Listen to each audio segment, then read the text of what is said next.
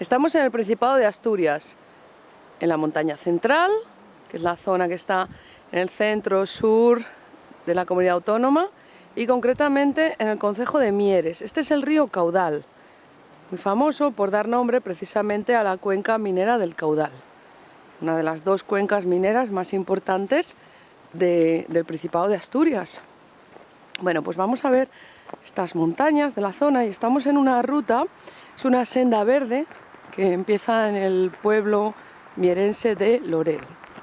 Es una senda verde porque por toda esta zona lo que iba era un ferrocarril minero. Y por tanto, para hacer esta ruta del ferrocarril minero hubo que hacer diferentes túneles. Hay túneles bastante más grandes, lo único que en el vídeo vamos a aprovechar a ver este un poquito más pequeño, pero que también así es accesible para no estar mucho tiempo en la oscuridad y bueno, que nos sirva simplemente como ejemplo.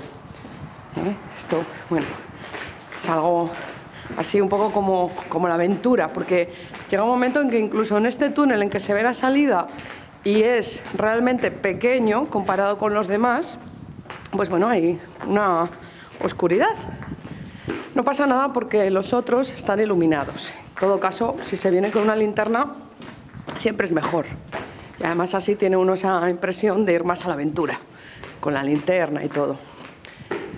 Como senda verde que es, bueno, pues es posible hacerla en bicicleta, son 9,5 kilómetros, con lo cual, bueno, bicicleta o caminando, tampoco pasa nada. Caminando, pues está estipulado en unas 5 horas, yendo despacito.